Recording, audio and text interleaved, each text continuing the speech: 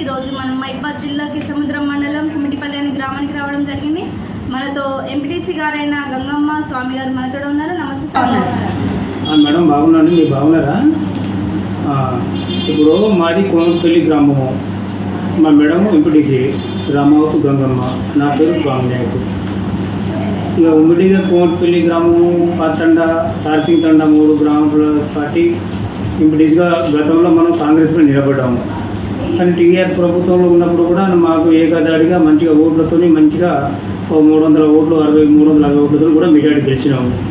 ఆ పార్టీ ఉంది కూడా కాంగ్రెస్ గెలిచినావు కానీ లాస్ట్ మూమెంట్ వరకు ఆ ప్రభుత్వం మాత్రం టీఆర్ఎస్ మాత్రం మంచిగా వర్క్ కూడా మంచిగా ఇచ్చింది, పని కూడా మనకు పనితనం కూడా బాగుండేది. కానీ ఇప్పుడు లాస్ట్ మూమెంట్లో మేము ఏం చేసినామంటే కాంగ్రెస్ నుంచి టీఆర్ఎస్ కూడా పోవడం జరిగింది. ఎందుకంటే వర్కులు బాగా ఇస్తున్నారు, కొంచెం మంచిగా జరుగుతున్న అనుకూలంగా మా తండ కూడా కొంచెం అభివృద్ధి లేకపోవడం జరిగింది. కాబట్టి మేము కూడా శంకర్ నాయక్ మన మాజీ సర్పంచ్ ఎమ్మెల్యే గారు మాజీ ఎమ్మెల్యే శంకర్ నాయక్ కూడా కలిసిన 2-3 సార్లు కలిస్తే మాకు దాదాపు 3 కిలోమీటర్ డామర్ రోడ్డు కూడా ఇచ్చిండు. ఇప్పుడు అది కంప్లీట్ కూడా అయిపోయింది. ఇక ఆ తర్వాత 2 సైడ్ లైన్స్ ఇచ్చింది మాకు కూడా, అది కూడా మంచిగా చేసినాము. ఆ టైంలో కూడా ఆ వర్కౌట్ ఉంది, మంచిగా ఉంది.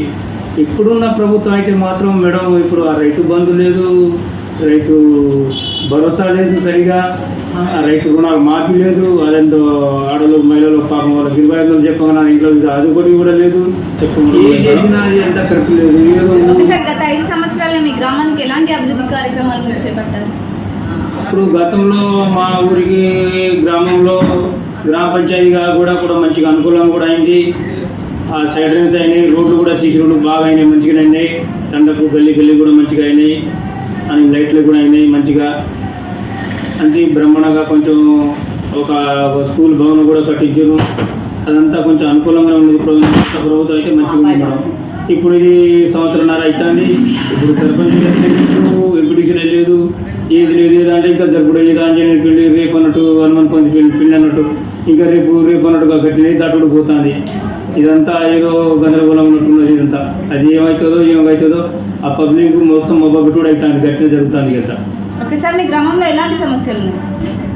ఈ గ్రామంలో అంటే ఇప్పుడు చాలా వరకు ఆ ముసలోళ్ళు అయితే వాళ్ళు మాట్లాడుకుంటారు, మీ అంతా మర్చిపోయి పిచ్చి వ్యవహారం చేసినట్టు అయిపోయింది, పిచ్చి వ్యవహారం చేసినట్టు అయిపోయింది.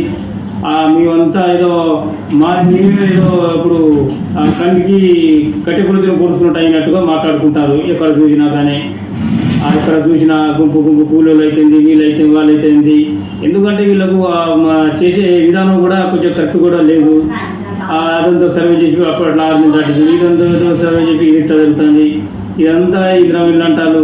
మరి ఇంద్రామైన్లు ఇచ్చేటోళ్ళు మొన్న ఎంత వచ్చినంటే తారసింగ్ తండ జీపీకి 70 వచ్చినండి.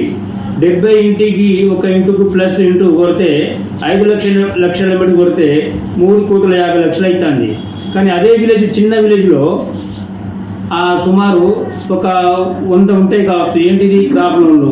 ఆ 100 ఉంటే దాంట్లో అంతా ఒక పావుల ఉంటే అయింది, ఇంకా 3 పావులు ఉంటే అట్నే అయిపోయింది. ఆ 100కు సరే మనిషికి ₹1,00,000 చేసినా కానీ ఒక ₹1,00,000 అవుతాయి. ఈ ₹1,00,000 చేయనోడికి 3,50,00,000 చేస్తాడమ్మాకి.